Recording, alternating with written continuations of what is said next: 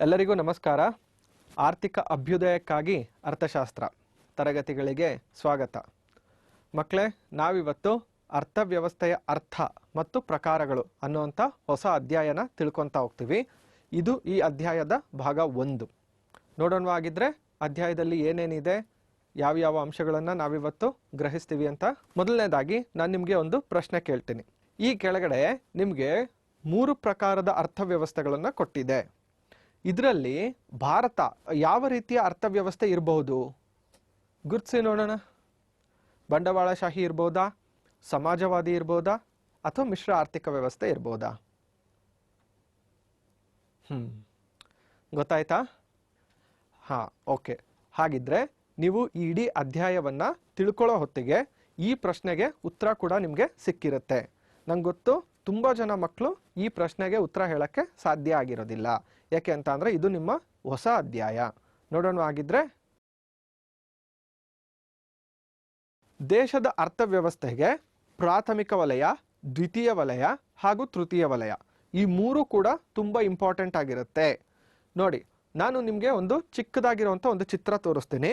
ಮೊದಲು ತುಂಬಾ ಹಿಂದೆ ಭಾರತದಲ್ಲಿ ಕೃಷಿ ತುಂಬಾ ಅಭಿವೃದ್ಧಿ ಹೊಂದಿತ್ತು. ಇತ್ತೀಚೆಗೆ ಬರ್ತಾ ಏನಾಗಿದೆ, ಅದರ ಅಭಿವೃದ್ಧಿ ಕಡಿಮೆ ಆಗ್ತಾ ಬರ್ತಾ ಇದೆ. ಆದರೆ ನಮ್ಮ ಕೈಗಾರಿಕೆಗಳು ಮತ್ತು ಸೇವೆಗಳು, ಅಂದರೆ ತಂತ್ರಜ್ಞಾನ ಇರಬಹುದು, ಸೇವೆಗಳು, ಇವೆರಡು ಏನಾಗ್ತಾ ಇದೆ, ಹೆಚ್ಚಾಗ್ತಾ ಹೋಗ್ತಾ ಇದೆ ಅಲ್ವಾ? ಹಾಗಿದ್ರೆ ನಮ್ಮ ಅರ್ಥವ್ಯವಸ್ಥೆ ಬದಲಾವಣೆ ಹೊಂದುತ್ತಾ ಇದೆ ಅಂತ ನಾವು ತಿಳ್ಕೋಬಹುದು.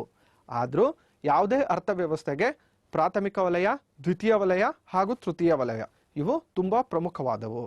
ಹಾಗೆ ಲಭ್ಯವಿರುವ ಸಂಪನ್ಮೂಲಗಳ ಚೌಕಟ್ಟಿನಲ್ಲಿ ಸರಕು ಸೇವೆಗಳನ್ನು ಖರೀದಿಸಿ ನಮ್ಮ ಬಯಕೆಗಳನ್ನು ಈಡೇರಿಸಿಕೊಳ್ಳುವ ಸಲುವಾಗಿ ಆರ್ಥಿಕ ಚಟುವಟಿಕೆಗಳನ್ನು ಕೈಗೊಳ್ಳುತ್ತೇವೆ. ಏನಿರ್ಬೋದು ಇದರ ಅರ್ಥ? ಇದರ ಅರ್ಥ ಏನು ಅಂತ ಅಂದ್ರೆ, ನಮ್ಮ ಹತ್ರ ಇರುವಂಥದ್ದು ಸಂಪನ್ಮೂಲಗಳು ತುಂಬಾ ಕೊರತೆಯಲ್ಲಿರ್ತವೆ. ನೀವು ಎಷ್ಟೇ ಹಣ ದುಡಿದ್ರೂ ಅದು ನಮಗೆ ಸಾಕಾಗೋದಿಲ್ಲ. ನೀವು ನೋಡಿ, ಬೇಕಿದ್ರೆ ನೀವು ಜಾಸ್ತಿ ಹಣ ದುಡ್ದಷ್ಟು ಜಾಸ್ತಿ ಆಸೆಗಳು ಹುಟ್ಕೊಂತವೇ ಹೊರತು ದುಡ್ದಿದ್ದು ಸಾಕಪ್ಪ ಅಂತ ಯಾವತ್ತೂ ಅನ್ಸೋದಿಲ್ಲ. ನಿಮ್ಮ ತಂದೆ ತಾಯಿನ ಕೇಳಿ ನೋಡಿ. ಆ ಥರ ಲಭ್ಯವಿರುವ ಕಡಿಮೆ ಸಂಪನ್ಮೂಲಗಳು ಅಂತ ಅಂದ್ರೆ ನಮ್ಮ ಬಳಿ ಇರುವಂಥ ಕಡಿಮೆ ಹಣದಲ್ಲಿ ನಾವು ಅತಿ ಹೆಚ್ಚು ಸರಕು ಮತ್ತು ಸೇವೆಗಳನ್ನು ಕೊಳ್ಳೋದಕ್ಕೆ ನೋಡ್ತೀವಿ. ನೋಡಿ, ಮಾರ್ಕೆಟ್ಗೆ ಹೋಗ್ತೀವಿ, ಅಲ್ಲಿ ಬರೀ ತರಕಾರಿ ಒಂದೇ ಅಲ್ಲ, ತಿನ್ನೋದೊಂದೇ ಅಲ್ಲ, ಬೇಕಾದಷ್ಟು ಮನೆಗೆ ಬೇಕಾಗಿರುವಂಥ ವಸ್ತುಗಳನ್ನು ತಗೋಬೇಕು ಅಂತ ಅನ್ನಿಸ್ತಾ ಇರುತ್ತೆ. ಅದಕ್ಕೋಸ್ಕರ ನಾವೇನು ಮಾಡ್ತೀವಿ, ಹಣನ ದುಡಿಯೋದಕ್ಕೋಸ್ಕರ ವಿವಿಧ ರೀತಿಯ ಆರ್ಥಿಕ ಚಟುವಟಿಕೆಗಳಲ್ಲಿ ನಾವು ತೊಡಗಿರ್ತೀವಿ. ನಾವು ಕೆಲ್ಸಕ್ಕೆ ಹೋಗಿ ದುಡಿಮೆ ಮಾಡುವಂಥದ್ದನ್ನೇ ಆರ್ಥಿಕ ಚಟುವಟಿಕೆ ಅಂತ ಕರೀತಾರೆ. ನಿಮ್ಮ ತಂದೆ ತಾಯಿ ಕೇಳಿದ್ರೆ ಇದ್ರ ಬಗ್ಗೆ ತುಂಬಾ ಚೆನ್ನಾಗಿ ಹೇಳ್ತಾರೆ, ಕೇಳಿ. ಅರ್ಥವ್ಯವಸ್ಥೆಯಲ್ಲಿ ಜನರು ತೊಡಗಿಕೊಂಡ ಆರ್ಥಿಕ ಚಟುವಟಿಕೆಗಳ ಸ್ವರೂಪ ಅಥವಾ ಮಟ್ಟದ ಆಧಾರದ ಮೇಲೆ ಅವರ ಆದಾಯವು ಭಿನ್ನವಾಗಿರುತ್ತದೆ. ಯಾರ್ಯಾರು ಯಾವ್ಯಾವ ರೀತಿ ಚಟುವಟಿಕೆಗಳಲ್ಲಿ ತೊಡಕೊಂಡಿದ್ದಾರೆ ಅಂದ್ರೆ, ಕೆಲವೊಬ್ರು ನೋಡಿ, ಇಲ್ಲಿ ಒಂದು ಚಿತ್ರಗಳನ್ನ ನೋಡ್ಬೋದು ನೀವು. ಇಲ್ಲಿರುವಂಥವ್ರು ಒಬ್ರು ರೈತರು, ಅವ್ರು ನೋಡಿದ ತಕ್ಷಣ ನಮಗೆ ಗೊತ್ತಾಗುತ್ತೆ. ಹಾಗೆ ಪಕ್ಕದಲ್ಲಿರುವಂಥವ್ರು ಒಬ್ರು ಸಾಫ್ಟ್ವೇರ್ ಇಂಜಿನಿಯರ್. ಸೊ ಇವರಿಬ್ಬರನ್ನ ಗಮನಿಸಿದ್ರೆ ನಮಗೇನು ಅರ್ಥ ಆಗುತ್ತೆ, ಅವರು ತೊಡಗಿರುವಂತಹ ಕೆಲಸಗಳಿಂದ ಅವರ ಆರ್ಥಿಕ ವ್ಯವಸ್ಥೆ ಅಥವಾ ಆರ್ಥಿಕ ಮಟ್ಟ, ಆರ್ಥಿಕತೆಯ ಮಟ್ಟವನ್ನು ನಾವೇನ್ ಮಾಡ್ಬೋದು, ಅಳಿಬಹುದು. ಕೃಷಿಯಲ್ಲಿ ತೊಡಗಿದ್ರೆ ಅವರ ಆದಾಯ ಸಾಮಾನ್ಯವಾಗಿ ಕಡಿಮೆ ಇರುತ್ತೆ. ತಂತ್ರಜ್ಞಾನದಲ್ಲಿ ತೊಡಗಿದ್ರೆ ಅವರ ಆದಾಯ ಜಾಸ್ತಿ ಇರುತ್ತೆ. ನಾನೀಗ ನಿಮಗೆ 2 ಚಿತ್ರಗಳನ್ನ ತೋರಿಸ್ತೀನಿ. ಈ 2 ಚಿತ್ರಗಳಲ್ಲಿ ಅಭಿವೃದ್ಧಿ ಹೊಂದಿರುವಂತಹ ಅರ್ಥವ್ಯವಸ್ಥೆ ಯಾವುದು, ಅಭಿವೃದ್ಧಿ ಹೊಂದಿಲ್ಲದೆ ಇರುವಂತಹ ಅರ್ಥವ್ಯವಸ್ಥೆ ಯಾವುದು ಅಂತ ನೀವು ಗುರ್ತಿಡಿಬೇಕು. ಯಾವುದು ಅಭಿವೃದ್ಧಿ ಹೊಂದಿರ್ಬೋದು, ಯಾವುದು ಅಭಿವೃದ್ಧಿ ಹೊಂದದಲ್ಲೇ ಇರ್ಬೋದು. ನೋಡಿ, ಇದು ಆರ್ಥಿಕ ಅಭಿವೃದ್ಧಿ ಹೊಂದಿರುವಂತಹ ರಾಷ್ಟ್ರ. ಅರ್ಥ ಆಯ್ತಾ? ಈ ರಾಷ್ಟ್ರದಲ್ಲಿ ಅರ್ಥವ್ಯವಸ್ಥೆ ಇನ್ನೂ ಅಭಿವೃದ್ಧಿ ಹೊಂದುತ್ತಾ ಹೋಗ್ತಾ ಇದೆ, ನಿಧಾನವಾಗಿ ಹೊಂದುತ್ತಾ ಇದೆ. ನಾನು ನಿಮ್ಗೆ ಎಕ್ಸಾಂಪಲ್ ಕೊಡೋದಾದ್ರೆ, ಈಗ ಅಮೆರಿಕ ದೇಶವನ್ನ ತಗೊಂಡ್ರೆ ಅವರು ತುಂಬಾ ಬೇಗ ಅಭಿವೃದ್ಧಿ ಹೊಂದಿದ್ರು. ಭಾರತವನ್ನ ತಗೊಂಡ್ರೆ ನಾವು ನಿಧಾನಕ್ಕೆ ಅಭಿವೃದ್ಧಿ ಹೊಂದುತ್ತಾ ಇದ್ದೀವಿ. ಏನು ರೀಸನ್ ಇರ್ಬೋದು ಇದಕ್ಕೆ? ಯಾಕೆ ಅಂತ ಅಂದ್ರೆ, ನಾವು ಆಯಾ ರಾಷ್ಟ್ರದಲ್ಲಿ ಅನುಸರಿಸುವ ಆರ್ಥಿಕ ಚಟುವಟಿಕೆಗಳು. ನೋಡಿ, ಭಾರತದಲ್ಲಿ ಕೃಷಿ ಹಾಗೂ ಕೃಷಿ ಸಂಬಂಧಿತ ಚಟುವಟಿಕೆಗಳು ಜಾಸ್ತಿ, ಅಂದ್ರೆ ಪ್ರಾಥಮಿಕ ವಲಯದ ಚಟುವಟಿಕೆಗಳು ಜಾಸ್ತಿ. ಅದೇ ನಾವು ಅಮೆರಿಕವನ್ನ ತಗೊಂಡ್ರೆ ಅಲ್ಲಿ ಸೇವೆಗಳನ್ನು ನೀಡುವಂತಹ ಚಟುವಟಿಕೆಗಳು ಜಾಸ್ತಿ ಇದೆ, ಕೈಗಾರಿಕೆಗಳು ಜಾಸ್ತಿ ಇದೆ, ಸೇವೆಗಳು ಜಾಸ್ತಿ ಇದೆ. ಹಾಗಾಗಿ ಆ ದೇಶ ಅತಿ ಹೆಚ್ಚು ಅಭಿವೃದ್ಧಿ ಹೊಂದಿದೆ. ಈಗ ಒಂದು ರಾಷ್ಟ್ರದಲ್ಲಿ ಸಂಪನ್ಮೂಲಗಳ ಒಡೆತನ, ಸಂಪನ್ಮೂಲಗಳು ಅಂದ್ರೆ ಏನು? ಒಂದು ರಾಷ್ಟ್ರದಲ್ಲಿ ಭೂಮಿ, ಶ್ರಮ, ಬಂಡವಾಳ, ಸಂಘಟನೆ, ಈ 4 ಸಂಪನ್ಮೂಲಗಳು ಒಂದು ರಾಷ್ಟ್ರಕ್ಕೆ ತುಂಬಾ ಪ್ರಮುಖವಾಗಿರುವಂಥದ್ದು. ಇವನ್ನೇ ನಾವು ಸಂಪನ್ಮೂಲಗಳು ಅಂತ ಕರಿತೀವಿ. ಈ ಸಂಪನ್ಮೂಲಗಳು ಕೆಲವೊಂದು ರಾಷ್ಟ್ರಗಳಲ್ಲಿ ಕೆಲವೊಬ್ಬರ ಕೈಯಲ್ಲಿರ್ತವೆ. ಹಾಗಾದ್ರೆ ಸಂಪನ್ಮೂಲಗಳ ಒಡೆತನ ಯಾರ ಹತ್ರ ಇರುತ್ತೆ? ಕೆಲವೊಂದು ದೇಶದಲ್ಲಿ ಖಾಸಗಿ ವ್ಯಕ್ತಿಗಳ ಹತ್ರ ಇರುತ್ತೆ. ಕೆಲವೊಂದು ರಾಷ್ಟ್ರಗಳಲ್ಲಿ ಸಾಮೂಹಿಕ ಒಡೆತನ ಅಥವಾ ಸರ್ಕಾರದ ಅಧೀನದಲ್ಲಿ ಇರುತ್ತೆ. ಸಾಮೂಹಿಕ ಒಡೆತನ ಅಂತ ಅಂದ್ರೆ ತಿಳ್ಕೊಳ್ಳಿ ನೀವು, ಸರ್ಕಾರದ ಬಳಿ ಇದೆ ಅದು ಅಂತ. ಮತ್ತೆ ಕೆಲವು ರಾಷ್ಟ್ರಗಳಲ್ಲಿ ಅದು ಖಾಸಗಿ ವ್ಯಕ್ತಿಗಳ ಕೈಯಲ್ಲೂ ಇರುತ್ತೆ, ಸಾಮೂಹಿಕವಾಗೂ ಇರುತ್ತೆ, ಅಂದ್ರೆ ಸರ್ಕಾರದ ಅಧೀನದಲ್ಲೂ ಇರುತ್ತೆ. ಸೊ ಆ ರೀತಿಯಾದಂಥ ಅರ್ಥವ್ಯವಸ್ಥೆಗಳನ್ನ ನಾವಿವತ್ತು ಅಧ್ಯಯನ ಮಾಡ್ತಾ ಹೋಗ್ತೀವಿ. ನೀವರೆಲ್ಲ ರೆಡಿ ಇದ್ದೀರಾ ಅಲ್ವಾ ತಿಳ್ಕೊಳ್ಳೋಕ್ಕೆ? ನೋಡಿ, ಇಲ್ಲಿ ರಿಲಯನ್ಸ್ ಕಂಪ್ನಿ ಅನ್ನುವಂಥದ್ದೊಂದು, ವಿಪ್ರೋ ಕಂಪ್ನಿ ಅನ್ನುವಂಥದ್ದೊಂದು, ಈ 2 ಕಂಪನಿಗಳು ಖಾಸಗಿಯವರ ಕೈಯಲ್ಲಿದೆ. ಹಾಗೆ ಒಂದು XYZ ಅನ್ನುವಂಥ ಕಂಪ್ನಿ, ಇದಕ್ಕೆ ಹೆಸರು ಯಾವುದು ಏನೂ ಇಲ್ಲ, ಆ ಕಂಪ್ನಿನ ತಗೊಳ್ಳೋದಾದ್ರೆ ದೇಶದಲ್ಲಿರುವಂಥ ಸರ್ಕಾರನೇ ಒಂದು ಕೈಗಾರಿಕೆನ ನಡೆಸ್ತಾ ಇರುತ್ತೆ, ಒಂದು ಉದ್ಯಮನ ನಡೆಸ್ತಾ ಇರುತ್ತೆ. ಅದನ್ನ ಸಾಮೂಹಿಕ ಒಡೆತನ ಅಂತ ಕರಿತೀವಿ. ಅರ್ಥ ಆಯ್ತಲ್ವಾ? ಹಾಗಾದ್ರೆ ಈಗ ನಿಮ್ಮ ಅನಿಸಿಕೆಯ ಸಮಯ, ನಿಮಗೇನು ಅನ್ಸುತ್ತೆ ಅಂತ ಹೇಳೋವಂಥ ಸಮಯ. ಸಂಪನ್ಮೂಲಗಳು ಖಾಸಗಿ ವ್ಯಕ್ತಿಗಳ ಬಳಿಯಲ್ಲಿದ್ರೆ ಒಳ್ಳೇದಾ ಅಥವಾ ಸಾಮೂಹಿಕ ಒಡೆತನ ಅಥವಾ ಸರ್ಕಾರದ ಕೈಯಲ್ಲಿದ್ರೆ ಒಳ್ಳೇದಾ? ಯೋಚನೆ ಮಾಡಿ. ಗ್ರಾಮ ಅರ್ಥವ್ಯವಸ್ಥೆ, ಗ್ರಾಮದಲ್ಲಿರುವಂತಹ ಆರ್ಥಿಕ ಚಟುವಟಿಕೆಗಳನ್ನೆಲ್ಲ ಸೇರಿಸಿ ಗ್ರಾಮ ಅರ್ಥವ್ಯವಸ್ಥೆ ಅಂತ ಕರಿಬಹುದು. ಎಲ್ಲ ಗ್ರಾಮಗಳಲ್ಲಿರುವಂಥ, ಅಲ್ಲಿರುವಂಥ ಆ ಪ್ರದೇಶದಲ್ಲಿರುವಂಥ ಗ್ರಾಮಗಳ ಒಟ್ಟು ಆರ್ಥಿಕ ಚಟುವಟಿಕೆಯನ್ನು ಸೇರಿಸಿ ಜಿಲ್ಲಾ ಅರ್ಥವ್ಯವಸ್ಥೆ ಅಂತ ಕರಿಬಹುದು. ಜಿಲ್ಲೆಗಳು, ಹಲವಾರು ಜಿಲ್ಲೆಗಳ ಆರ್ಥಿಕ ಚಟುವಟಿಕೆಗಳ ಸಂಘಟನೆಯನ್ನ ಒಟ್ಟಾಗಿ ನಾವೇನಂತ ಕರಿಬಹುದು? ರಾಜ್ಯ ಅರ್ಥವ್ಯವಸ್ಥೆ ಅಂತ ಕರಿಬಹುದು. ಹಾಗೇನೆ ಒಟ್ಟು ರಾಜ್ಯಗಳು, ಎಲ್ಲ ರಾಜ್ಯಗಳಲ್ಲಿರುವಂತಹ ಆರ್ಥಿಕ ಚಟುವಟಿಕೆಗಳನ್ನು ಆಧರಿಸಿ ಅದನ್ನ ರಾಷ್ಟ್ರದ ಆರ್ಥಿಕ ವ್ಯವಸ್ಥೆ ಅಂತಲೂ ಕರಿಬಹುದು. ಹಾಗಾದ್ರೆ ನಿಮ್ಮ ಮನಸ್ಸಲ್ಲಿ ಬರುವಂತ ಮೊದಲನೇ ಪ್ರಶ್ನೆ, ಅರ್ಥವ್ಯವಸ್ಥೆ ಅಂದ್ರೆ ಏನು? ನೀವು ಅರ್ಥವ್ಯವಸ್ಥೆ ಅಂದ್ರೇನೆ ಏನು ಅಂತ ಹೇಳಲಿಲ್ಲ, ಉಳಿದಿದ್ದೆಲ್ಲ ಹೇಳ್ಕೊಂಡೋದ್ರಿ ಅಂತ ಕೇಳ್ಬೋದು ನೀವು ನಮಗೆ. ನೋಡಿ, ಅರ್ಥವ್ಯವಸ್ಥೆ ಅಂದ್ರೆ ಮಾನವನ ಬಯಕೆಗಳನ್ನು ಈಡೇರಿಸಿಕೊಳ್ಳಲು ಮಾನವ ನಿರ್ಮಿತ ಒಂದು ಆರ್ಥಿಕ ಸಂಘಟನೆ.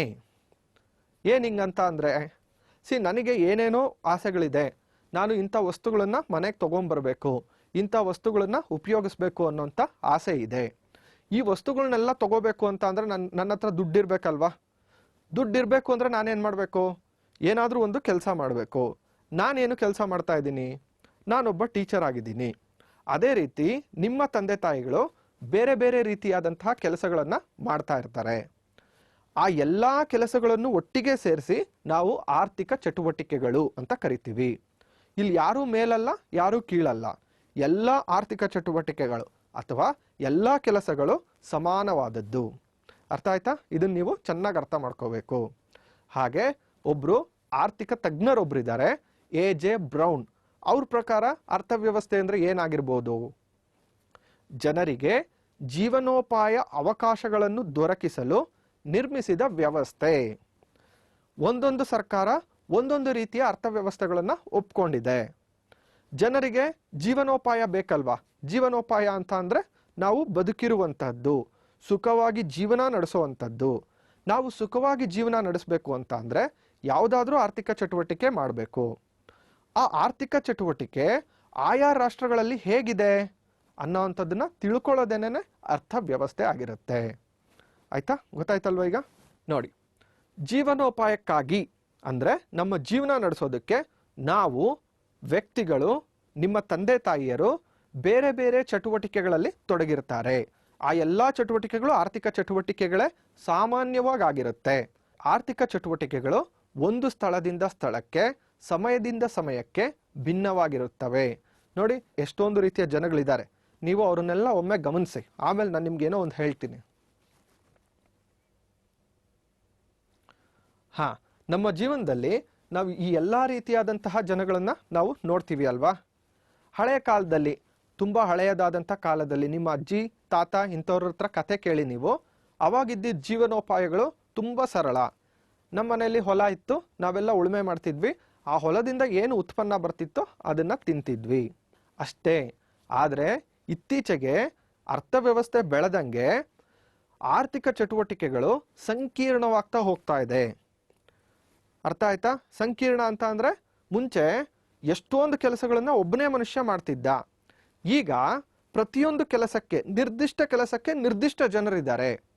ಮೆಕ್ಯಾನಿಕ್ ಅಂದರೆ ಗೊತ್ತಲ್ವಾ? ಕಾರುಗಳು ಎಲ್ಲ ರಿಪೇರಿ ಮಾಡ್ತಾರಲ್ಲ, ಎಲ್ಲರೂ ಮಾಡೋಕ್ಕಾಗತ್ತಾ ಅದನ್ನು? ನನ್ನ ಕೈಗೆ ಒಂದು ಕಾರ್ ಕೊಟ್ಟರೆ ನನ್ನ ಕೈಲಿ ರಿಪೇರಿ ಮಾಡೋಕ್ಕಾಗಲ್ಲ ಅಲ್ವಾ? ನಾನು ಯಾರು? ನಾನೊಬ್ಬ ಶಿಕ್ಷಕ ಅಷ್ಟೇ. ನಾನು ಕಾರ್ ರಿಪೇರಿ ಮಾಡೋಕ್ಕಾಗೋದಿಲ್ಲ. ಪ್ರತಿಯೊಬ್ಬರು ನಿರ್ದಿಷ್ಟವಾದ ಕೆಲಸಗಳನ್ನು ಮಾಡ್ತಾ ಹೋಗ್ತಾ ಇದ್ದಾರೆ. ಹಾಗೆ ನಾವು ಏನೇ ಜೀವನೋಪಾಯಕ್ಕೆ ಏನೋ ಮಾಡ್ತೀವಿ, ನಾವು ಜೀವನೋಪಾಯಕ್ಕೆ ಏನಾದರೂ ಮಾಡ್ಬೋದು. ಬಟ್ ಎವ್ರಿಥಿಂಗ್ ಎಲ್ಲನೂ ಕಾನೂನಿನ ರೀತಿಯಲ್ಲಿ ನ್ಯಾಯಸಮ್ಮತವಾಗಿರಬೇಕು. ನಾವೇನಾದರೂ ಕಾನೂನಿಗೆ ವಿರುದ್ಧವಾಗಿ ಏನಾದರೂ ಮಾಡಿದ್ರೆ ಇವತ್ತು ನಾವು ಅದರಿಂದ ಹಣ ಗಳಿಸ್ಬೋದು, ಆದರೆ ಯಾವತ್ತೋ ಒಂದು ದಿನ ಅದರದ್ದು ಪ್ರತಿಫಲನ ತಿಂತೀವಿ. ಅಂದರೆ ಯಾವತ್ತಾದರೂ ಒಂದಿನ ಕಾನೂನಿನ ಕೈಗೆ ಸಿಕ್ಕಿ ಬೀಳ್ತೀವಿ. ನೋಡಿ, ಒಬ್ಬ ಕಳ್ಳ ಖುಷಿಯಾಗಿ ಎಷ್ಟೊಂದು ವಸ್ತುಗಳನ್ನ ದೋಚ್ಕೊಂಡು ಹೋಗ್ತಾ ಇದ್ದಾನೆ. ಮಾರನೇ ದಿನ ಅವನು ಪೊಲೀಸವ್ರ ಕೈಗೆ ಸಿಕ್ಬಿದ್ದಿದ್ದಾನೆ. ಬಿದ್ದೇ ಬೀಳ್ತಾರೆ ತಪ್ಪು ಮಾಡೋರು ಅಲ್ವಾ? ಹಾಗೆ ಅರ್ಥವ್ಯವಸ್ಥೆಯ ಆರ್ಥಿಕ ಚಟುವಟಿಕೆಗಳು ಹೇಗಿರುತ್ತೆ ಅಂತ ಅರ್ಥ ಮಾಡ್ಕೊಂಡ್ವಿ. ಈ ಒಂದು ಅರ್ಥವ್ಯವಸ್ಥೆ ಅಂದರೆ ಏನು ಅನ್ನೋದನ್ನ ನಾವು ಅರ್ಥ ಮಾಡ್ಕೊಳ್ಳೋಣ. ವ್ಯಕ್ತಿ ಮತ್ತು ಸಮಾಜದ ಯೋಗಕ್ಷೇಮವನ್ನು ಹೆಚ್ಚಿಸುವ ವ್ಯಕ್ತಿ ಅಂದರೆ ಒಬ್ಬ ಮನುಷ್ಯ, ಒಂದು ದೇಶದಲ್ಲಿರುವಂಥ ಒಬ್ಬ ಮನುಷ್ಯ, ಮತ್ತು ಸಮಾಜ. ವ್ಯಕ್ತಿ ಇರುವಂಥದ್ದು ಸಮಾಜದಲ್ಲೇ ಅಲ್ವಾ? ನಾವು ಸಮಾಜಕ್ಕೆ ಹೊಂದಿಕೊಂಡು ಬಾಳ್ಬೇಕಲ್ವಾ? ಆದ್ರಿಂದ ವ್ಯಕ್ತಿ ಮತ್ತು ಸಮಾಜದ ಯೋಗಕ್ಷೇಮ ಹೆಚ್ಚಿಸುವಂತಹ ಆರ್ಥಿಕ ಚಟುವಟಿಕೆಗಳನ್ನು ಕೈಗೊಳ್ಳುವ ಆರ್ಥಿಕ ಸಂಸ್ಥೆಗಳ ಚೌಕಟ್ಟನ್ನು ಅರ್ಥವ್ಯವಸ್ಥೆ ಎಂದು ಕರೆಯುತ್ತಾರೆ. ನಿಮ್ಗಿದು ಸುಲಭವಾಗಿ ಅರ್ಥ ಆಗಬೇಕು ಅಂತ ಅಂದರೆ ನಾನೀಗಾಗಲೇ ನಿಮ್ಗೆ ಹೇಳಿದ್ದೀನಿ, ಸಂಪನ್ಮೂಲಗಳ ಒಡೆತನ ಕೆಲವೊಮ್ಮೆ ಖಾಸಗಿಯವ್ರ ಕೈಲಿರುತ್ತೆ, ಕೆಲವೊಮ್ಮೆ ಸರ್ಕಾರದ ಕೈಲಿರುತ್ತೆ, ಕೆಲವೊಮ್ಮೆ ಸರ್ಕಾರಿ ಹಾಗೂ ಖಾಸಗಿಯವ್ರ ಕೈಲಿರುತ್ತೆ. ಯಾವ ರೀತಿಯ ಆರ್ಥಿಕ ವ್ಯವಸ್ಥೆಯಲ್ಲಿ ನಾವು ಬದುಕಿದ್ದೀವಿ, ಯಾವ ರೀತಿಯ ಆರ್ಥಿಕ ವ್ಯವಸ್ಥೆ ನಮ್ಮ ರಾಷ್ಟ್ರದಲ್ಲಿದೆ ಅಂತ ತಿಳ್ಕೊಳ್ಳೋದೇನೆ ಅರ್ಥವ್ಯವಸ್ಥೆಯ ಅರ್ಥ.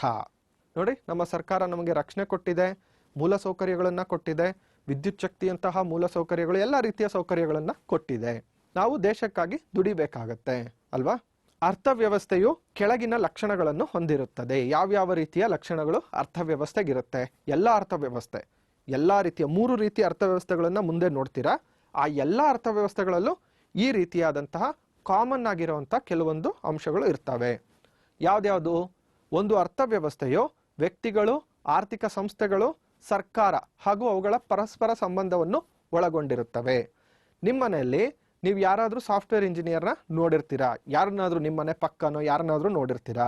ನೋಡ್ರಿ, ಸರ್ಕಾರ ಅವ್ರಿಗೆ ತಂತ್ರಜ್ಞಾನದ ಸೌಲಭ್ಯಗಳನ್ನು ಒದಗಿಸ್ತಾ ಇದೆ, ವಿದ್ಯುತ್ ಶಕ್ತಿ ಒದಗಿಸ್ತಾ ಇದೆ, ಬಿಲ್ಡಿಂಗ್ ಕಟ್ಟಡಗಳನ್ನು ಒದಗಿಸ್ತಾ ಇದೆ, ಬ್ಯಾಂಕ್ ಲೋನು ಸಾಲ ಇಂಥವುಗಳನ್ನು ಒದಗಿಸುತ್ತೆ, ಮೂಲ ಸೌಕರ್ಯಗಳಾದ ರಸ್ತೆಗಳನ್ನು ಒದಗಿಸುತ್ತೆ, ಸಾರಿಗೆ ಸಂಪರ್ಕವನ್ನು ಒದಗಿಸುತ್ತೆ. ಅಂದರೆ ಒಬ್ಬ ವ್ಯಕ್ತಿ ಅಭಿವೃದ್ಧಿ ಹೊಂದೋದಕ್ಕೆ ಒಂದು ಸಮಾಜವಾಗಿ, ಒಂದು ಸರ್ಕಾರವಾಗಿ ಎಲ್ಲರೂ ಪರಸ್ಪರವಾಗಿ ಕೈ ಜೋಡಿಸ್ಬೇಕಾಗುತ್ತೆ. ಅವಾಗಲೇ ಅರ್ಥವ್ಯವಸ್ಥೆ ಅನ್ನುವಂಥದ್ದು ಪ್ರಗತಿ ಹೊಂದುತ್ತಾ ಹೋಗುತ್ತೆ. ಎರಡನೇದಾಗಿ, ಒಂದು ಅರ್ಥವ್ಯವಸ್ಥೆ ಅನ್ನುವಂಥದ್ದು ಕ್ರಿಯಾಶೀಲವಾದದ್ದು. ಆರ್ಥಿಕ ಸಂಸ್ಥೆಗಳು ನಿರಂತರವಾಗಿ ರಚನೆಯಾಗುತ್ತವೆ, ನಾಶವಾಗುತ್ತವೆ ಮತ್ತು ಬದಲಾಗುತ್ತವೆ. ಮೂರನೇದಿದೆಯಲ್ಲ, ಬದಲಾಗುತ್ತವೆ, ಅದು ತುಂಬ ಪ್ರಮುಖವಾದದ್ದು. ಏನು ಈ ಥರ ಅಂತ ಅಂದರೆ, ನೋಡಿ, 2015ರಲ್ಲಿ 1950ರಲ್ಲಿ ರಚನೆ ಮಾಡಿದಂತಹ ಯೋಜನಾ ಆಯೋಗವನ್ನು ಸ್ಥಾನಪಲ್ಲಟಗೊಳಿಸಿ ನೀತಿ ಆಯೋಗ ಅಂತ ಬಂತು. ಯಾವಾಗ? 2015ರಲ್ಲಿ. ಇಷ್ಟು ವರ್ಷಗಳು ನಮಗಿದ್ದೇನು? ಯೋಜನಾ ಆಯೋಗ. ಈ ಯೋಜನಾ ಆಯೋಗ ಅನ್ನುವಂಥದ್ದು ಒಂದು ಆರ್ಥಿಕ ಚೌಕಟ್ಟು. ಇದನ್ನ ಬದಲಾಯಿಸಿದ್ಯಾವುದು? ನೀತಿ ಆಯೋಗ. ಅರ್ಥ ಆಯ್ತಲ್ವಾ? ಈ 2 ಸಂಸ್ಥೆಗಳ ಬಗ್ಗೆ ನಿಮಗೆ ಈ ಅಧ್ಯಾಯದ 2ನೇ ಭಾಗದಲ್ಲಿ ಕೊನೆಯಲ್ಲಿ ನಿಮಗೆ ಅತಿ ಹೆಚ್ಚು ಮಾಹಿತಿಯನ್ನು ಕೊಟ್ಟಿದ್ದಾರೆ. ಅಲ್ಲಿ ನೋಡೋಣ ಇದೇನಾಗಿದೆ ಅಂತ. ನೋಡಿ, ಮುಂಚೆ ಸಾಟಿ ವಿನಿಮಯ ಪದ್ಧತಿ ಅಂತ ಇತ್ತು.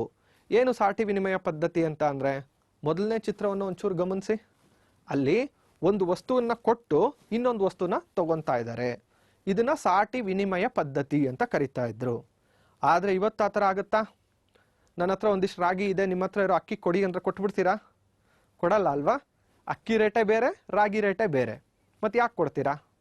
ಅದಕ್ಕೋಸ್ಕರ ಇವತ್ತೇನಾಗಿದೆ, ಹಣ ಅನ್ನುವಂಥದ್ದು ಚಾಲ್ತಿಗೆ ಬಂದಿದೆ. ಇವತ್ತಿನ ದಿನ ಹಣ ಇಲ್ದಲೆ ಯಾವುದೇ ರೀತಿಯ ವ್ಯವಹಾರಗಳು ನಡೀತಾ ಇಲ್ಲ ಸಾಮಾನ್ಯವಾಗಿ, ಎಲ್ಲನೂ ಅಲ್ಲ ಸಾಮಾನ್ಯವಾಗಿ. ಈಗ ಹಣಕ್ಕಿಂತ ಇವಾಗ ಏನಾಗಿದೆ, ಡಿಜಿಟಲ್ ಮಾಧ್ಯಮ ಬಂದಿದೆ. ಅಂದರೆ ನಿಮ್ಮ ಕೈಯಲ್ಲಿ ಹಣ ಅನ್ನುವಂಥದ್ದು ಘನವಾಗಿ ಇರಬೇಕು ಅಂತ ಏನಿಲ್ಲ, ಅದನ್ನು ಹಾರ್ಡ್ ಕ್ಯಾಶ್ ಅಂತಾರಲ್ವಾ, ಅದೇನಿರಬೇಕು ಅಂತ ಇಲ್ಲ.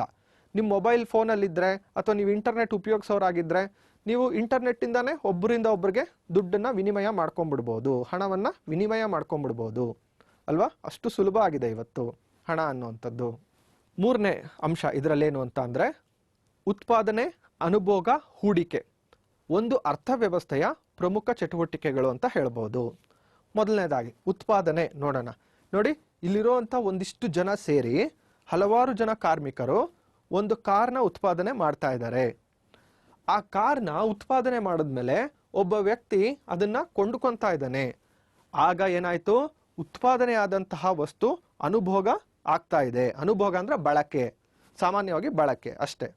ಈ ಬಳಸಿದಂತಹ ವ್ಯಕ್ತಿ ಏನು ಮಾಡ್ತಾ ಇದ್ದಾನೆ, ಅವನು ಸುಮ್ಮನೆ ಬಳಸ್ತಾ ಇಲ್ಲ, ಅದಕ್ಕೆ ಇನ್ವೆಸ್ಟ್ ಅಂತ ಅಂದರೆ ದುಡ್ಡು ಹಾಕ್ತಾ ಇದ್ದಾನೆ. ತನ್ನ ಹತ್ರ ಇರುವಂಥ ಸೇವಿಂಗ್ಸ್ ಅಂತ ಅಂದರೆ ಉಳಿತಾಯಗಳನ್ನು ಆ ಕಂಪನಿ ಮೇಲೆ ಅಥವಾ ಆ ಕೈಗಾರಿಕೆ ಮೇಲೆ ತೊಡಗಿಸ್ತಾ ಇದ್ದಾನೆ. ಆ ತೊಡಗಿಸಿರುವಂಥ ಹೂಡಿಕೆ ಏನಾಗುತ್ತೆ, ಅದು ಮತ್ತೆ ಇದೇ ಕಂಪ್ನಿಗೆ ದುಡ್ಡಾಗಿ ಬರುತ್ತೆ, ಇದೇ ಕಂಪ್ನಿಗೆ ಬಂಡವಾಳವಾಗಿ ಬರುತ್ತೆ. ಆ ಬಂಡವಾಳ ಉಪಯೋಗಿಸ್ಕೊಂಡು ಹೆಚ್ಚು ಹೆಚ್ಚು ಕಾರುಗಳನ್ನು ತಯಾರಿಸ್ತಾರೆ. ಆ ಕಾರುಗಳು ಮತ್ತೆ ಮಾರಾಟ ಆಗ್ತವೆ. ಆ ಮಾರಾಟ ಆಗಿರೋದ್ರಿಂದ ಇವರಿಗೆ ಬಂಡವಾಳ ಹರಿದು ಬರುತ್ತೆ. ಬಂಡವಾಳ ಆಗೋದ್ರಿಂದ ಉತ್ಪಾದನೆ ಆಗ್ತಾ ಇರುತ್ತೆ. ಇದೊಂದು ರೀತಿ ಚಕ್ರ ಇದ್ದಂಗೆ, ಇದು ಮುಂದುವರಿತಾನೇ ಇರುತ್ತೆ. ನೋಡಿ, ಇಲ್ಲೊಂದು ಅಭಿವೃದ್ಧಿ ಹೊಂದಿರುವಂತಹ ರಾಷ್ಟ್ರ ಇದೆ, ಇಲ್ಲಿ ಕೆಳಗಡೆ ನಾವು ಗಮನಿಸ್ಬೋದು. ಇಲ್ಲಿ ದ್ವಿತೀಯ ವಲಯ ಅಂದರೆ ಕೈಗಾರಿಕೆಗಳು, ತೃತೀಯ ವಲಯ ಅಂದರೆ ತಂತ್ರಜ್ಞಾನ ಸೇವೆಗಳು ತುಂಬ ಹೆಚ್ಚು ಅಭಿವೃದ್ಧಿ ಹೊಂದುತ್ತಾ ಹೋಗ್ತವೆ. ಅದೇ ಅಭಿವೃದ್ಧಿ ಹೊಂದುತ್ತಾ ಇರುವಂತಹ ರಾಷ್ಟ್ರಗಳಲ್ಲಿ ಅನಭಿವೃದ್ಧ ರಾಷ್ಟ್ರಗಳು ಇಲ್ಲಿ ಕೊಟ್ಟಿದ್ದಾರಲ್ಲ, ಆ ರೀತಿ ಅನಭಿವೃದ್ಧ ರಾಷ್ಟ್ರಗಳಲ್ಲಿ ಇನ್ನೂ ಕೃಷಿನೇ ಪ್ರಾಥಮಿಕ ವಲಯನೇ ನಿಧಾನಕ್ಕೆ ಜರುಗ್ತಾ ಇದೆ.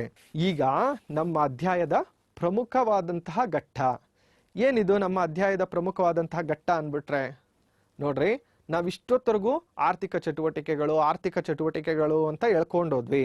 ಏನು ಈ ಆರ್ಥಿಕ ಚಟುವಟಿಕೆಗಳು ಅಂತ ಅಂದರೆ, ಈ ಆರ್ಥಿಕ ಚಟುವಟಿಕೆಗಳು ಹೇಗಿರ್ತವೆ, ಒಂದೊಂದು ರಾಷ್ಟ್ರದಲ್ಲಿ ಒಂದೊಂದು ರೀತಿಯ ಆರ್ಥಿಕ ಚಟುವಟಿಕೆಗಳು ಇರ್ತವೆ.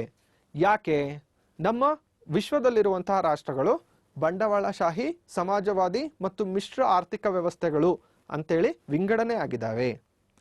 ಆಯ್ತಾ, ಅಂದರೆ ಉತ್ಪಾದನಾಂಗಗಳು ಬಂಡವಾಳಶಾಹಿನಲ್ಲೊಂಥರ, ಸಮಾಜವಾದಿನಲ್ಲೊಂಥರ, ಮಿಶ್ರ ಆರ್ಥಿಕ ವ್ಯವಸ್ಥೆನಲ್ಲೊಂಥರ ಹಂಚಿಕೆ ಆಗಿದ್ದಾವೆ.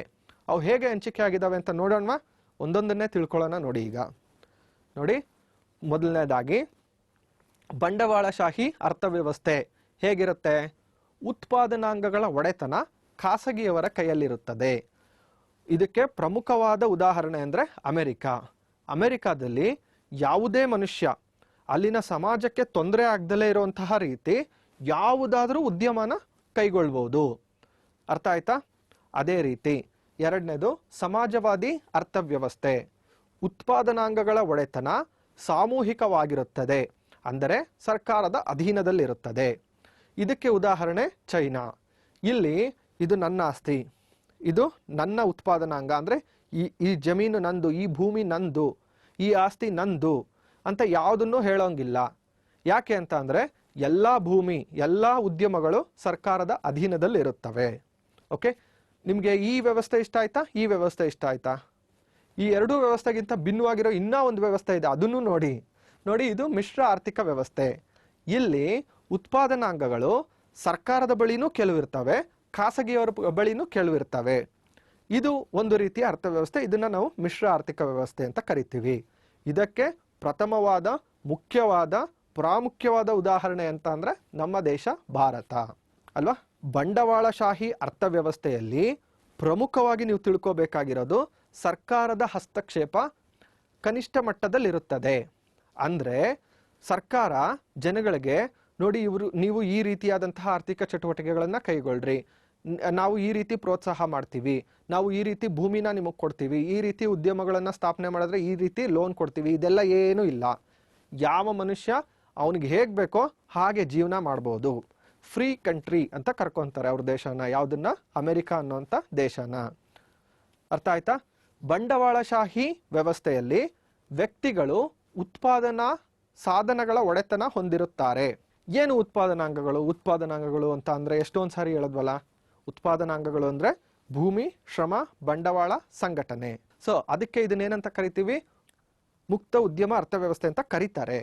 ನೋಡಿ, ಇಲ್ಲಿರುವಂಥ ಒಬ್ಬ ಖಾಸಗಿ ವ್ಯಕ್ತಿ ಉದ್ಯಮಗಳು, ಭೂಮಿ, ನೆಲ, ಜಲ ಎಲ್ಲ ನಂದು ಅಂತ ಹೇಳ್ಕೊತಾ ಇದ್ದಾನೆ ಅಲ್ವಾ? ಸೊ ಅವನು ಫ್ರೀ, ಸ್ವತಂತ್ರನಾಗಿದ್ದಾನೆ ಅವನು. ಇದು ಅಮೆರಿಕ ದೇಶದ ಅಂಕಲ್ ಸ್ಯಾಮ್ ಅನ್ನುವಂಥ ತುಂಬ ಪ್ರಮುಖವಾದ ಹಾಗೂ ತುಂಬ ಪ್ರಚಲಿತವಾಗಿದ್ದಂತಹ ಒಂದು ಚಿತ್ರ. ಇಲ್ಲಿ ತೋರಿಸ್ತಾ ಇರುವಂಥದ್ದು ಯು ಕ್ಯಾನ್ ಅಂತ. ಇದರರ್ಥ ಅಮೆರಿಕಾದಲ್ಲಿ ನೀವು ಯಾವುದೇ ಉದ್ಯಮವನ್ನು ಕೈಗೊಳ್ಬೋದು. ಬಂಡವಾಳಶಾಹಿ ವ್ಯವಸ್ಥೆಯ ಪ್ರಮುಖ ಲಕ್ಷಣ. ಒಂದೊಂದೇ ಅರ್ಥವ್ಯವಸ್ಥೆನ ತಿಳ್ಕೊತಾ ಹೋಗ್ತೀವಿ. ಅದರಲ್ಲಿ ಮೊದಲನೇದು ಬಂಡವಾಳಶಾಹಿ. ಇಲ್ಲಿ ಉತ್ಪಾದನಾಂಗಗಳು ಖಾಸಗಿಯವರ ಕೈಯಲ್ಲಿರುತ್ತವೆ. ಖಾಸಗಿ ಆಸ್ತಿ, ಇಲ್ಲಿ ನಮ್ಗೆ ಎಷ್ಟು ಬೇಕೋ ಅಷ್ಟು ಭೂಮಿನ ಕೊಂಡ್ಕೋಬಹುದು, ಎಷ್ಟು ಬೇಕೋ ಅಷ್ಟು ಉದ್ಯಮಗಳನ್ನು ಶುರು ಮಾಡ್ಬೋದು, ಯಾವ ರೀತಿ ನಮ್ಗೆ ಇಷ್ಟ ಆಗುತ್ತೋ ಆ ರೀತಿ ನಾವು ಬದುಕ್ಬೋದು. ಅದಕ್ಕೋಸ್ಕರ ಇಲ್ಲಿ ಆಸ್ತಿ ಮಾಡಬೇಕು, ನನ್ನ ಆಸ್ತಿನ ನನ್ನ ಮಗನಿಗೆ ಕೊಡಬೇಕು, ಈ ರೀತಿಯಾದಂತಹ ಆಸೆಗಳು ಜಾಸ್ತಿ ಇರುತ್ತೆ.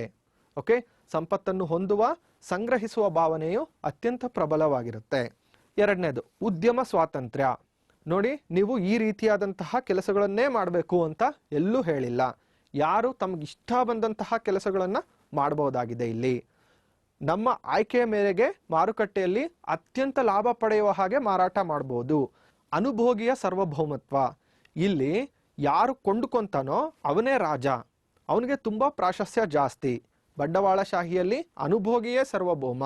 ಇಲ್ಲಿ ಅನುಭೋಗಿಗಳು ಏನನ್ನ ಇಷ್ಟಪಡ್ತಾರೋ ಅದನ್ನೇ ಉತ್ಪಾದನೆ ಮಾಡುತ್ತೆ. ಯಾವುದು? ಬಂಡವಾಳಶಾಹಿ ಅರ್ಥವ್ಯವಸ್ಥೆ. ಇಲ್ಲಿ ಲಾಭದ ಉದ್ದೇಶ ಜಾಸ್ತಿ. ವಿಶೇಷವಾಗಿ ಬಂಡವಾಳಶಾಹಿ ವರ್ಗ ಅಂತಾನೆ ಇದೆ. ಇವರು ಲಾಭಕ್ಕೋಸ್ಕರನೇ ದುಡಿತಾರೆ. ತಪ್ಪೇನೂ ಇಲ್ಲ. ಎಲ್ಲ ಒಂದೊಂದು ಅರ್ಥವ್ಯವಸ್ಥೆನಲ್ಲೂ ಒಂದೊಂದು ಗುಣಗಳು ಅವಗುಣಗಳು ಇರುತ್ತೆ. ಇಲ್ಲಿ ಎಲ್ಲರಿಗೂ ಲಾಭ ಅನ್ನುವಂಥದ್ದು ತುಂಬ ಇಷ್ಟ. ಕನಿಷ್ಠ ವೆಚ್ಚ ಅಂದರೆ ತುಂಬ ಕಡಿಮೆ ವೆಚ್ಚದಲ್ಲಿ ಒಂದು ವಸ್ತುನ ಉತ್ಪಾದನೆ ಮಾಡಿ ಅದನ್ನು ಗರಿಷ್ಠ ಲಾಭಕ್ಕೆ ಮಾರ್ತಾರೆ. ಪೈಪೋಟಿ ಮಾರುಕಟ್ಟೆಗಳು ಮತ್ತು ಬೆಲೆಗಳು ಅಂದರೆ ಯಾರು ಯಾವ ವಸ್ತುನ ಬೇಕಿದ್ರೂ ಉತ್ಪಾದನೆ ಮಾಡ್ಬೋದು. ಇಲ್ಲಿ ಸರ್ಕಾರದ ನಿಯಂತ್ರಣ ಇರೋದಿಲ್ಲ. ಅದಕ್ಕೋಸ್ಕರ ಬಹಳ ಜನ ಒಂದೇ ರೀತಿಯ ವಸ್ತುಗಳನ್ನು ಉತ್ಪಾದನೆ ಮಾಡ್ತಿರ್ತಾರೆ.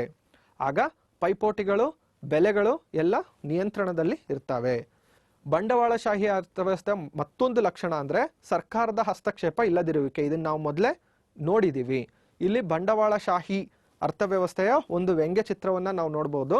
ಇಲ್ಲಿ ಬಂಡವಾಳಶಾಹಿಗಳು ಎಷ್ಟು ಚೆನ್ನಾಗಿ, ಎಷ್ಟು ಸೊಂಪಾಗಿದ್ದಾರೆ ನೋಡಿ. ಹಾಗೇನೆ ದುಡಿಯೋ ವರ್ಗ ದುಡಿತಾನೆ ಇರುತ್ತೆ. ಇದೊಂದು ಅವಗುಣ ಇರಲಿ. ಆದರೆ ಇತ್ತೀಚೆಗೆ ಎಲ್ಲ ಸರ್ಕಾರಗಳು ಜನಪರ ಕಲ್ಯಾಣವನ್ನು ಜಾಸ್ತಿ ಮಾಡಿರೋದ್ರಿಂದ ಸಂಪೂರ್ಣವಾದ ಬಂಡವಾಳಶಾಹಿ ಪದ್ಧತಿ ಅನ್ನುವಂಥದ್ದನ್ನು ಎಲ್ಲೂ ನೋಡೋಕ್ಕಾಗೋದಿಲ್ಲ. ನಾವೀಗ ಅಮೆರಿಕಾದಂತಹ ಬಂಡವಾಳಶಾಹಿ ರಾಷ್ಟ್ರದ ಬಗ್ಗೆ ತಿಳ್ಕೊಂಡ್ವಿ. ಈಗ ರಷ್ಯಾ ಮತ್ತು ಚೈನಾದಂತಹ ಸಮಾಜವಾದಿ ರಾಷ್ಟ್ರದ ಬಗ್ಗೆ ತಿಳ್ಕೊಳ್ಳೋಣ. ಏನು ಸಮಾಜವಾದಿ ರಾಷ್ಟ್ರ ಅಂತ ಅಂದರೆ, ಸಮಾಜದ ಸಮಗ್ರ ಹಿತಾಸಕ್ತಿಯನ್ನು ವೃದ್ಧಿಸಲು ಸರ್ಕಾರವು ಉತ್ಪಾದಕ ಸಂಪನ್ಮೂಲಗಳ ಒಡೆತನ, ನಿಯಂತ್ರಣ ಹೊಂದಿರುತ್ತದೆ. ಅದನ್ನೇ ಸಮಾಜವಾದಿ ವ್ಯವಸ್ಥೆ ಅಂತ ಕರೀತಾರೆ. ಕೇಂದ್ರ ಸರ್ಕಾರ, ಕೇಂದ್ರೀಯ ಯೋಜನಾ ಸಂಸ್ಥೆಗಳು, ಕೆಲವೊಂದು ಸಂಸ್ಥೆಗಳು ಕೆಲವೊಂದು ಚೌಕಟ್ಟನ್ನು ವಿಧಿಸ್ಬಿಡ್ತಾವೆ ಜನಗಳಿಗೆ. ಅದೇ ರೀತಿಯಾದಂತಹ ಅರ್ಥವ್ಯವಸ್ಥೆ ಮುಂದುವರ್ಕೊಂಡು ಹೋಗುತ್ತೆ. ನಾನು ಹೇಳ್ದಂಗೆ ಭೂಮಿ, ಶ್ರಮ, ಬಂಡವಾಳ, ಸಂಘಟನೆ ಇವೆಲ್ಲ ಸರ್ಕಾರದ ಅಧೀನದಲ್ಲಿರುತ್ತೆ. ಇಲ್ಲಿ ನಂದು ಭೂಮಿ, ನಂದು ಆಸ್ತಿ ಅಂತ ಹೇಳ್ಕೊಳ್ಳೋವಂಥದ್ದು ಏನೂ ಇರಲ್ಲ. ಎಲ್ಲ ಗೌರ್ಮೆಂಟ್ದೇನೆ. ನಿಮ್ಗೆ ಅದಿಷ್ಟ ಆಯ್ತಾ, ಇದಿಷ್ಟ ಆಯ್ತಾ ನೋಡಿ, ಯೋಚನೆ ಮಾಡಿ. ಸಮಾಜವಾದಿ ಅರ್ಥವ್ಯವಸ್ಥೆಯ ಲಕ್ಷಣಗಳು: ಉತ್ಪಾದನಾ ಸಾಧನಗಳು ಮತ್ತು ಸಂಪತ್ತಿನ ಸಾಮೂಹಿಕ ಒಡೆತನ. ಅಂದರೆ ಎಲ್ಲ ಉತ್ಪಾದನಾಂಗಗಳು ಸರ್ಕಾರದ ಅಧೀನದಲ್ಲಿರುತ್ತವೆ. ನಿಮಗೀಗಾಗಲೇ ಬೇಕಾದಷ್ಟು ಸಾರಿ ಎಕ್ಸ್ಪ್ಲೈನ್ ಮಾಡಿದ್ದೀನಿ. ಮುಂದಕ್ಕೆ ಹೋಗೋಣ. ಸಾಮಾಜಿಕ ಕಲ್ಯಾಣದ ಉದ್ದೇಶ. ಸಾಮಾಜಿಕ ಕಲ್ಯಾಣ ಅಂತ ಅಂದರೆ ಜನರ ಕಲ್ಯಾಣವನ್ನು ಹೆಚ್ಚಿಸುವ ನಿರ್ಧಾರಗಳು. ಅಂದರೆ ಈಗ ಒಂದು ದೇಶದಲ್ಲಿ ಯಾವ ರೀತಿಯ ಆರ್ಥಿಕ ಚಟುವಟಿಕೆಗಳಿರಬೇಕು, ಯಾವ ವಸ್ತುನ ಹೆಚ್ಚು ಉತ್ಪಾದನೆ ಮಾಡಬೇಕು, ಯಾವ ವಸ್ತುಗಳನ್ನು ಕಡಿಮೆ ಉತ್ಪಾದನೆ ಮಾಡಬೇಕು, ಸರ್ಕಾರನೇ ಈ ನಿರ್ಧಾರಗಳನ್ನು ತಗೊಳ್ಳುತ್ತೆ. ಅರ್ಥ ಆಯ್ತಾ? ಕೇಂದ್ರೀಕೃತ ಯೋಜನೆ ಅಂದರೆ ಕೆಲವೊಂದು ಸರ್ಕಾರಿ ಸಂಸ್ಥೆಗಳು ದೇಶಕ್ಕೆ ಇಷ್ಟು ಆದಾಯ ಇದೆ, ಇದನ್ನ ಯಾವ ಯಾವ ವಲಯಗಳಿಗೆ ಎಷ್ಟೆಷ್ಟು ಹಂಚಬೇಕು ಅನ್ನುವಂಥದ್ದನ್ನು ಸರ್ಕಾರನೇ ನಿರ್ಧಾರ ಮಾಡಿಬಿಡುತ್ತೆ. ಅದನ್ನೇ ನಾವು ಕೇಂದ್ರೀಕೃತ ಯೋಜನೆ ಅಂತ ಕರಿತೀವಿ. ಅಸಮಾನತೆ ಕುಗ್ಗುವಿಕೆ. ಇಲ್ಲಿ ಸಮಾಜವಾದಿ ಅರ್ಥವ್ಯವಸ್ಥೆನಲ್ಲಿ ಅಸಮಾನತೆ ಇಲ್ಲ ಅಂತ ಹೇಳ್ಕೊತಾರೆ. ನೋಡ್ರಿ, ಇಲ್ಲಿ ಬಡವ ಮತ್ತು ಶ್ರೀಮಂತ ಅಂದರೆ ವರ್ಗ ಸಂಘರ್ಷ ಇಲ್ಲೆಲ್ಲ ತುಂಬ ಕಡಿಮೆ. ಹಾಗೆ ಸಮಾಜವಾದಿ ವ್ಯವಸ್ಥೆ ಇಂದಿನ ಸ್ಥಿತಿ. ಇವತ್ತು ಹೇಗಿದೆ ಸಮಾಜವಾದ? ಸಮಾಜವಾದ ದ್ವಿತೀಯ ಜಾಗತಿಕ ಯುದ್ಧ ನಂತರ ಜಾಸ್ತಿ ಇತ್ತು. 1990ರ ಉದಾರೀಕರಣ ಆದಮೇಲೆ ಭಾರತವು ಉದಾರೀಕರಣಕ್ಕೊಳಗಾಗಿದೆ. ಇವಾಗ ಎಲ್ಲೂ ನಾವು ಸಂಪೂರ್ಣವಾದ ಸಮಾಜವಾದಿ ವ್ಯವಸ್ಥೆನ ನೋಡೋಕ್ಕೆ ಸಾಧ್ಯ ಇಲ್ಲ. ಹಾಗೆ ಪ್ರಮುಖವಾದದ್ದು ನಮ್ಮ ಭಾರತದ್ದು ಮಿಶ್ರ ಆರ್ಥಿಕ ವ್ಯವಸ್ಥೆ. ಇದು ಬಂಡವಾಳಶಾಹಿ ಲಕ್ಷಣಗಳನ್ನು ಹಾಗೂ ಸಮಾಜವಾದಿ ಲಕ್ಷಣಗಳನ್ನು ಎರಡನ್ನೂ ಹೊಂದಿರುವಂತಹ ವ್ಯವಸ್ಥೆ. ಓಕೆ, ಇಲ್ಲಿ ಇದು ಬಂಡವಾಳಶಾಹಿ ವ್ಯವಸ್ಥೆ ಅಂತ ಅಂದರೆ ಅರ್ಥವ್ಯವಸ್ಥೆಯ ಮುಕ್ತ ಉದ್ಯಮಶೀಲತೆ ಮತ್ತು ಸಮಾಜವಾದಿ ಅರ್ಥವ್ಯವಸ್ಥೆಯ ಸರ್ಕಾರಿ ನಿಯಂತ್ರಣಗಳು ಎರಡನ್ನೂ ಹೊಂದಿದೆ. ಅಂದರೆ ಫ್ರೀ ಕಂಟ್ರಿ ಅಂತ ಹೇಳಿದ್ನಲ್ವಾ, ಅಮೆರಿಕಾದಲ್ಲಿ ಯಾರು ಯಾವ ಉದ್ಯಮ ಬೇಕಿದ್ರೂ ಶುರು ಮಾಡ್ಬೋದು. ಆದರೆ ಸರ್ಕಾರಿ ಉದ್ಯಮಗಳು ಅಲ್ಲಿರ್ತವೆ. ಸರ್ಕಾರಿ ಉದ್ಯಮಗಳ ಜೊತೆಗೆ ನಾವೇನು ಮಾಡಬೇಕಾಗತ್ತೆ? ಪೈಪೋಟಿ ನಡೆಸಬೇಕಾಗತ್ತೆ. ಯಾವುದು ಉತ್ತಮವಾಗಿರುತ್ತೋ ಅದನ್ನು ಜನ ಅನುಭವಿಸ್ತಾರೆ. ಮಿಶ್ರ ಆರ್ಥಿಕ ವ್ಯವಸ್ಥೆಯ ಲಕ್ಷಣಗಳು: ಸಾರ್ವಜನಿಕ ಮತ್ತು ಖಾಸಗಿ ವಲಯಗಳ ಸಹ ಅಸ್ತಿತ್ವ. ಅಂದರೆ ಸಾರ್ವಜನಿಕ ವಲಯನೂ ಇರುತ್ತೆ, ಖಾಸಗಿ ವಲಯನೂ ಇರುತ್ತೆ. ಇವೆರಡರ ಮಧ್ಯೆ ಒಂದು ಪೈಪೋಟಿ ಇರುತ್ತೆ. ನೋಡಿ, ನಾನೀಗ ಹೇಳ್ತೀನಿ, ಒಂದು ಖಾಸಗಿ ಆಸ್ಪತ್ರೆನೂ ಇರುತ್ತೆ ಹಾಗೂ ಸರ್ಕಾರಿ ಆಸ್ಪತ್ರೆನೂ ಇರುತ್ತೆ. ಜನ ತನಗೆ ಯಾವುದು ಇಷ್ಟನೋ ಅಲ್ಲಿಗೆ ಹೋಗ್ಬೋದು. ಸರ್ಕಾರ ಲೈಸೆನ್ಸ್, ತೆರಿಗೆ, ಬೆಲೆ, ಹಣಕಾಸು ಈ ರೀತಿ ಬೇಕಾದಷ್ಟು ಅಸ್ತ್ರಗಳನ್ನು ಉಪಯೋಗಿಸಿ ಖಾಸಗಿಯವರು ಏನಾದರೂ ಜನಗಳಿಗೆ ಹಿಂಸೆ ಮಾಡೋದಾದರೆ ಅವರನ್ನು ನಿಯಂತ್ರಣಕ್ಕೆ ತಗೊಳ್ಳುತ್ತೆ. ಹಾಗೆ ಇಲ್ಲಿ ವೈಯಕ್ತಿಕ ಸ್ವಾತಂತ್ರ್ಯ ಹೆಚ್ಚಾಗಿರುತ್ತೆ. ವೈಯಕ್ತಿಕ ಸ್ವಾತಂತ್ರ್ಯ ಅಂತ ಅಂದರೆ ಎಲ್ಲನೂ ಸರ್ಕಾರನೇ ನಿಯಂತ್ರಣ ಮಾಡೋದಿಲ್ಲ, ಸಮಾಜವಾದಿ ಅರ್ಥವ್ಯವಸ್ಥೆ ಥರ. ಇಲ್ಲಿ ಮಿಶ್ರ ಆರ್ಥಿಕ ವ್ಯವಸ್ಥೆ ಆಗಿರೋದ್ರಿಂದ ವೈಯಕ್ತಿಕವಾದ ಸ್ವಾತಂತ್ರ್ಯ ಅತಿ ಹೆಚ್ಚಾಗಿರುತ್ತೆ. ನೀವು ಯಾವ ಉದ್ಯಮ ಬೇಕಿದ್ರೂ ನಡೆಸ್ಬೋದು, ಆದರೆ ಗವರ್ನಮೆಂಟಿಂದ ಲೈಸೆನ್ಸ್ ತಗೋಬೇಕಾಗತ್ತೆ. ಆರ್ಥಿಕ ಯೋಜನೆ: ಇಲ್ಲಿ ಕೂಡ ಕೇಂದ್ರ ಸರ್ಕಾರ ಏನು ಮಾಡುತ್ತೆ? ಹಲವಾರು ಆರ್ಥಿಕ ಯೋಜನೆಗಳನ್ನು ಜಾರಿಗೆ ತರುತ್ತೆ. ಇದು ಖಾಸಗಿ ವಲಯಕ್ಕೆ ಪ್ರೋತ್ಸಾಹದಾಯಕವಾಗಿರುತ್ತೆ ಹಾಗೂ ನಿಯಂತ್ರಣನೂ ಮಾಡುತ್ತೆ ಖಾಸಗಿ ವಲಯಗಳನ್ನು. ಹಾಗೆ ಬೆಲೆ ನೀತಿ: ಸಾರ್ವಜನಿಕ ವಲಯದ ಉದ್ದಿಮೆಗಳು ಸರಕು ಮತ್ತು ಸೇವೆಗಳ ಬೆಲೆಗಳನ್ನು ಸರ್ಕಾರವೇ ನಿರ್ಧಾರ ಮಾಡುತ್ತೆ. ಅವನ್ನು ಆಡಳಿತಾತ್ಮಕ ಬೆಲೆಗಳು ಎಂದು ಕರೆಯುತ್ತಾರೆ. ಉದಾಹರಣೆಗೆ ಭಾರತದಲ್ಲಿ ರೈಲುಗಳು. ಮಿಶ್ರ ಆರ್ಥಿಕ ವ್ಯವಸ್ಥೆಗೆ ಭಾರತವು ಒಂದು ಉತ್ತಮ ಉದಾಹರಣೆ. ಅದಕ್ಕೋಸ್ಕರ ನಾನು ಮಿಶ್ರ ಆರ್ಥಿಕ ವ್ಯವಸ್ಥೆನ ತುಂಬ ಖುಷಿಯಾಗಿ ನಿಮಗೆ ಎಕ್ಸ್ಪ್ಲೈನ್ ಮಾಡ್ತಾ ಇದ್ದೀನಿ. ಸಾರ್ವಜನಿಕ ಮತ್ತು ಖಾಸಗಿ ವಲಯಗಳ ಕಾರ್ಯಕ್ಷೇತ್ರಗಳನ್ನು ವ್ಯವಸ್ಥಿತವಾಗಿ ನಿರ್ದಿಷ್ಟಪಡಿಸಿದ್ದು ಅಭಿವೃದ್ಧಿ ಸಾಧಿಸಲು ಆರ್ಥಿಕ ಯೋಜನೆಗಳು ಮುಖ್ಯ ತಂತ್ರವಾಗಿದೆ.